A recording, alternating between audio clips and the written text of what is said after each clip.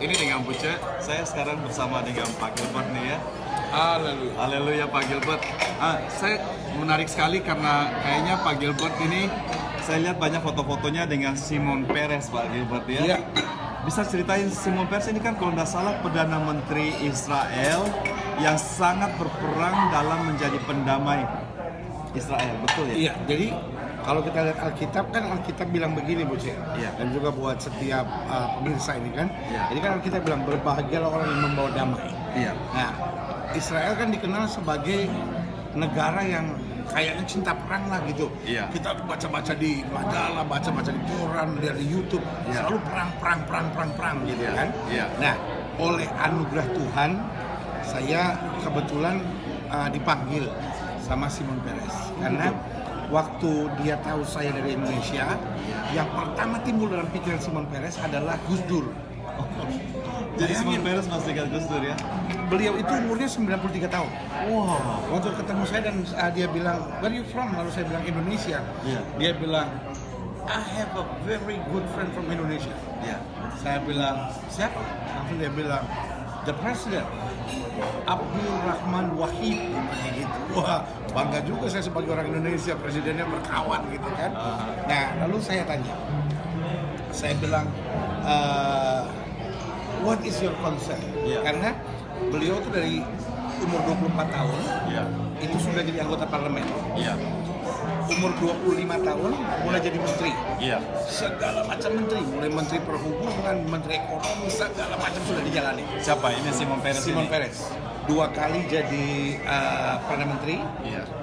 2 kali jadi perdana menteri ad interim, jadi total 4 kali jadi perdana menteri, 2 jabatan jadi presiden, Iya. lalu hampir semua menteri. Lalu saya tanya, sebetulnya you kan bersama waktu Israel ini baru dibangun. Betul.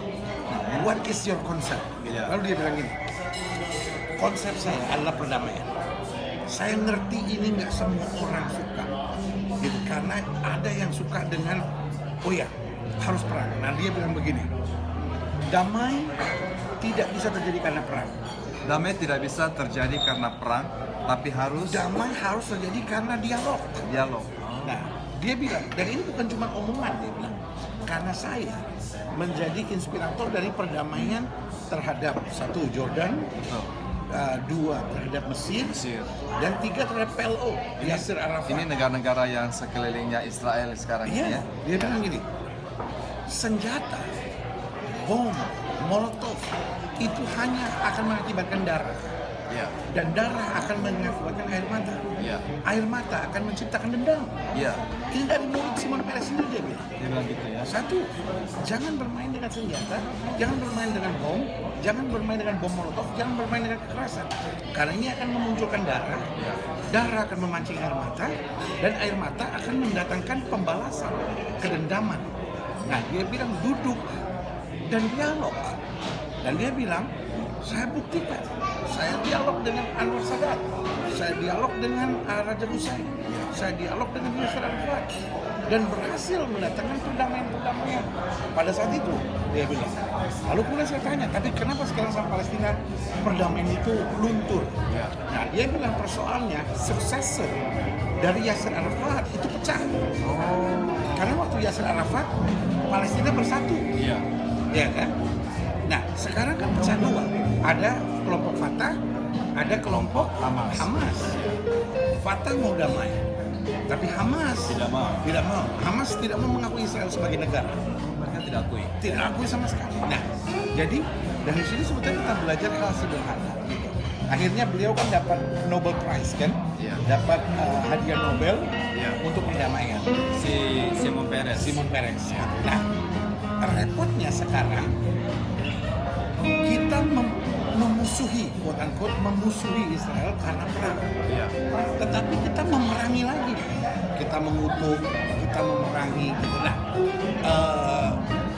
saran saya, ya kan, saya setuju dengan pendapatnya Shimon Peres bahwa kutuk, kekerasan, bentakan, makian tidak menjadi alat damai, tetapi menjadi alat permusuhan. Iya.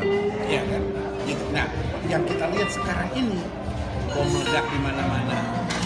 Lalu ada pesan. Ini supaya Israel sadar, ini supaya Barat sadar, ini supaya Amerika sadar. Nah, sekali lagi ini mengakibatkan darah mengakibatkan air mata mengakibatkan kedendaman. Dan itu tidak akan menyelesaikan masalah. Itu tidak akan menyelesaikan masalah. Jadi khususnya nih Bu Cek, untuk satu yang nonton ini kalau dia pemimpin umat, mari kita tabur damai. Dua, kalau yang nonton ini adalah anak-anak muda, mari kita mulai dari masa muda untuk menciptakan perdamaian, kan gitu. Nah, sekarang saya punya pertanyaan. Shimon Peres ini 95 tahun, apakah dia masih punya pengaruh di negara Israel saat ini? Sangat, karena dia punya namanya Shimon Peres Peace Center. Jadi sebuah bangunan besar Di Yerusalem ya? enggak, di Tel Aviv, 8 lantai.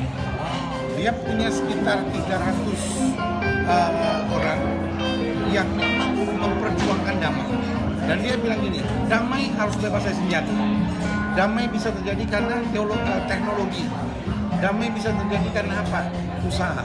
Kan istilahnya gitu. Kenapa orang perang? Karena nggak ada duitnya. Coba kalau kita bangun usaha sama-sama. Contoh, kita misalnya kalau di Indonesia dengar, wah, ini ada orang Yahudi. Kayaknya kita benci banget. Tetapi di Israelnya sendiri, banyak perusahaan Yahudi, karyawannya orang Arab.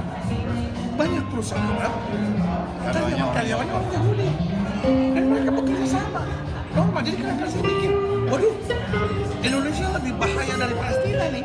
Karena orang Palestina sendiri bergaul sama orang Yahudi biasa saja. Setengah dari orang Palestina bisa berbahasa Ibrani. Dan setengah orang Israel bisa berbahasa Arab. Karena memang yang ribut ini, kalau pandangan saya nih, saya 4 bulan terakhir ini tinggal di Yerusalem. Nah, buat saya yang ribut tuh cuma 2. Satu, media.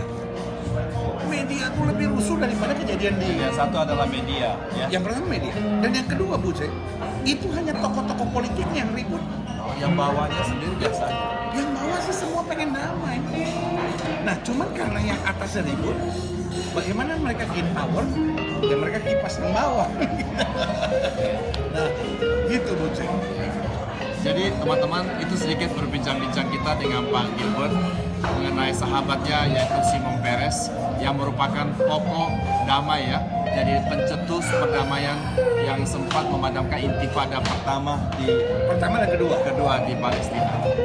Jadi dari sini juga kita mesti belajar Bu Cek, bahwa jangan sampai kita karena disibukkan sama media kan gitu kan Bu Cek. Akhirnya kita orang Indonesia ribut antara Islam sama Kristen, ya kan? Oh, saling menyerang. Oh, ini nggak benar, ini sesat, ini kafir apa. Karena di zaman yang makin modern ini, biarlah kita semakin sadar bahwa siapa sih yang menciptakan perbedaan? Pada awalnya kan Tuhan juga. Nah, perbedaan tidak boleh menjadi ancaman. Tidak boleh menjadi ancaman. Tapi harus menjadi kekayaan. Nah, akan begitu Bu Cek dan juga pemirsa sekalian. Terima kasih.